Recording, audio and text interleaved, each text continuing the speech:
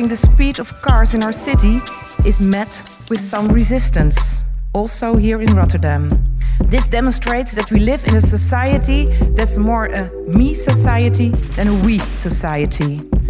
If we teach kids to bike or walk safely to school, we teach them a good habit for life.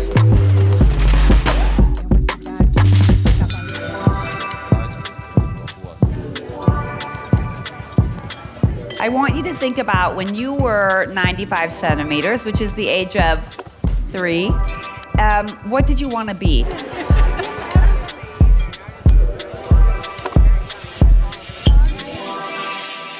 We saw how many kids were growing up in cities and how that trend was going to grow over time, and there was this innovative angle working with new types of people like mayors and architects and engineers. I think that where we're standing now and what makes me very proud is that we have a clear idea of what we want to support cities doing. How to raise a child in a big city that feels like a small village.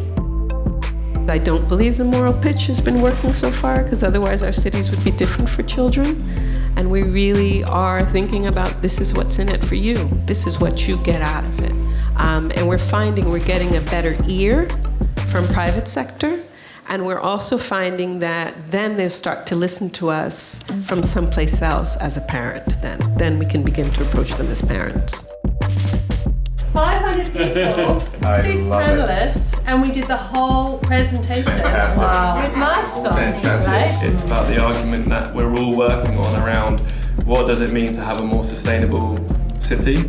But it's holding, that's called resilience right there. Look at that resilience rate. So this is a periscope, and it's a reverse periscope. So what it does is it allows the person who's wearing it, in this case Carlos, to see at 95 centimeters. So we're really interested in bringing back public life to cities and making sure that public life represents a place where people can gather, can play, can learn together. But also the fact that we can change mobility, that we can help cities improve the kind of data that they gather around children, healthy cities where people connect, but they also have healthy connections with nature, and also probably just the fact of helping cities improve the way they plan in general.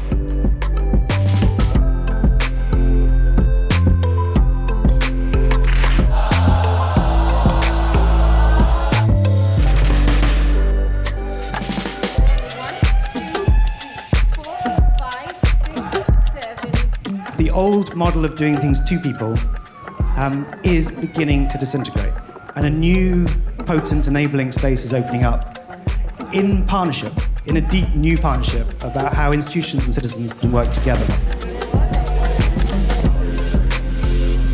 Why are we worrying about the next generation? You know, you're a politician. Politicians should worry about the next election, and they should worry about voters and taxpayers. And children don't vote or pay taxes. We felt pretty lonely, although we were very committed to move on. But then things changed when we found out initiatives like Urban95. We're gonna do exactly the same thing that we did in the opening act on Tuesday. We're gonna try and see if there was any change, if we had any success with the event, and if we managed to make a few more connections or strengthen the existing ones. I do want to highlight that for me, one of the main takeaways of which are the most important conditions to scale, it's definitely leadership, because we've seen that if you have the political will and if you have strong leaders that are willing to promote change, that's gonna happen. But in order to have a successful change, there are many other things that we need to make sure are there.